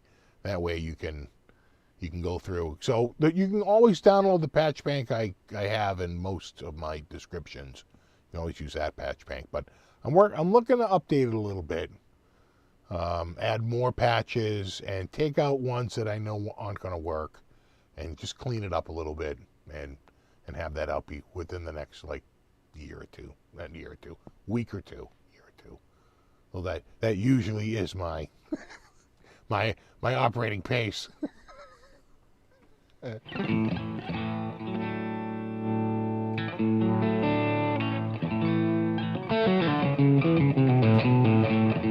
You guys see the new you see the new I actually kind of like these. Did you see the new Polyphia guitars? Ibanez Polyphia. They put out 2 new guitars. Let me see. So that's the old one, right? The Tim Henson and the Scotty LePage, right? But I think that's it. Yeah. There's one of the new ones in the gold. Yeah, there they are. That's them. That's them. There they are. Silver and gold. So I think this is Tim's and this is Scotty's. I kind of like it. I kind of like him. Oh, yeah, there you go. He calls it the Tree of Death, right? Because doesn't have as many, it's got more thorns and a few roses. And can I go to the next one? Oh, no, all right. I kind of like the look of it. I like it better than this old look. Oh, no. Nice sculpted back. I wonder if that's roasted. We'll check it. These just came out. That looks roasted. I'm calling roasted. Nice look, though. Yeah. Roasted. With the roast ebony fingerboard with Tree of Death inlay. Stainless steel frets. Interesting. 24 jumbo stainless steel frets. And 20.5 millimeter. That's pretty thin. I think the Wizards are like 19. So that's pretty damn thin. And then here's Scotty's. I kind of like those inlays. I'm not a fan of the pearl though. And oh Christ! I've already blocked like 72 ads on this page. Every time I forward to another one, it's like, there's one site I go through that I quickly go to like 500 to like, it literally shows the word, it's just like an infinity symbol. You've blocked infinite ads. I kind of like that. I didn't realize the back. I didn't realize it was a gold top with the, with the dark sides like that. The back. You see that? I thought the whole thing was gold. Kind of like the other dudes is all silver. I really like that. Actually, you know what? I like that. I like that look. The gold top and the dark back. It's almost like a metallic blue, like a gunmetal blue. That's nice. Oh, I can hear the wind. I could feel that. Oh, the wind out there. It's a changing. It was like 50 when I got on here. Let me just check the old. Oh no, it still says it's. Yeah, it went from 53 down to 50. Oh, it's dropping. You can feel it. I don't think it was. Is this a locking nut? That's a good question. I don't think so. No, not a locking nut.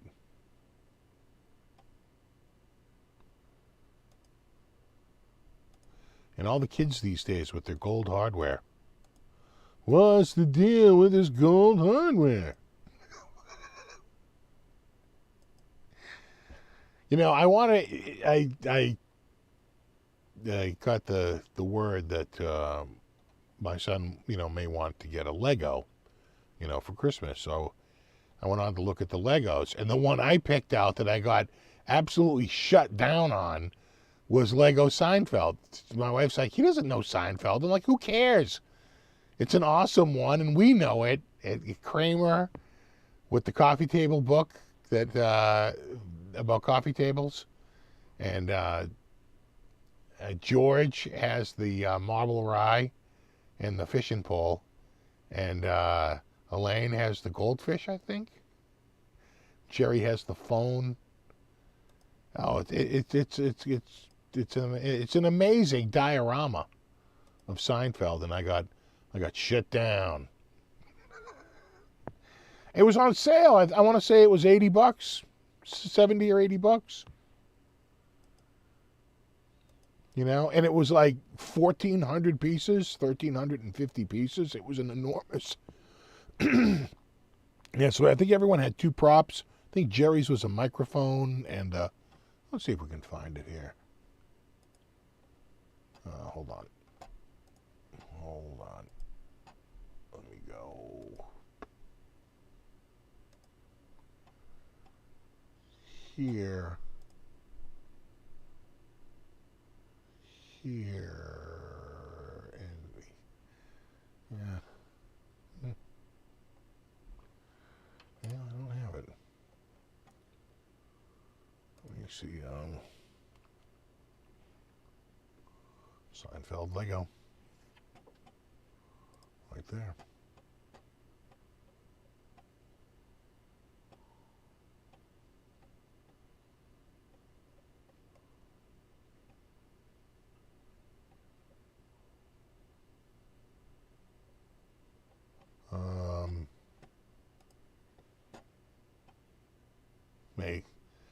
Jerry can either be in front of the stand-up wall.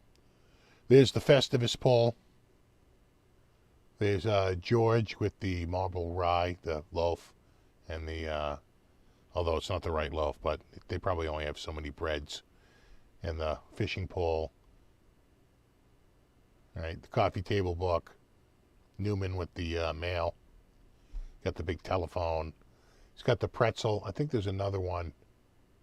Yeah. With the phone. And the pretzel. These pretzels are making it. There's the coffee table book about coffee tables. It's I was like, this is amazing. Got poo-pooed. Nope. There's Kramer with the pretzel. Like, this is fantastic. Nope. Shut down. He doesn't even know Seinfeld. I'm like, but it's such a great set. Nope. Shut down.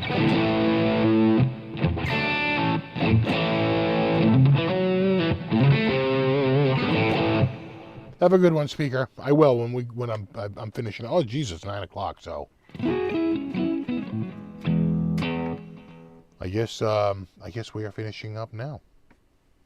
Thanks everyone for hanging out tonight. Really appreciate it. I will see you guys in a week. And I've got some videos coming out. I got oh God, if I get it here. I got the Donner effects pedal. It just showed up. It's really heavy. It's all metal. It's quite a tank. I'll be doing the video on that soon. I don't know if that's going to come out this week or next week. I let them pick the date, whatever they want. And I think they're sending me a guitar, another electric, solid body electric, but I don't know what it is. I won't know till it gets here. They're like, we want to send you. They give me the number. We want to send you a 162, and I'm like, oh, whatever. Okay. I must have crossed over because YouTube wants me to run an ad right now. I know I haven't seen Buddy tonight. Nobody love. No love from Buddy. He was down here earlier, but he took off. He's gone. All right, dudes. There you go. I will see you guys in a week. Have a great week. At the very least, I will see you maybe sometime during the week. But if not, a week from tonight. And we'll do it all over again. And thanks to the new member who joined. It's always appreciated. And there you go. And you know what? The video will come out this week. I'll announce the winner for the pick. It was a flurry, and then it trailed off, and now I haven't seen anyone enter, I think, for over 2 days. So I think it's sort of trailed off. Now's the time. So I'll close it. I'll lock the video up, and I will do a video announcing the winner. I'll just randomly select the winner. And we'll give some picks away, and then I'll see you guys next week. All right, dudes. No, you rock. Bro fist to my mod squad. Hashtag mod squad. Always appreciated. Keep in line, and remember that on Sunday night, Ben Coombs does a live show with special guests. Tomorrow night, I believe he's having the Prince and Princess of Wales. Unless they scratch, but that, I think that is right now on the docket. All right, so make sure you check that out. Have a great week. I'll see you in a week. And there you have it. All right. Should I run the ad on the exit? I mean, I'd have to, like, press a button or something. Anyway, there you go. No, you rock. Did it run an ad? It may not have. Who knows?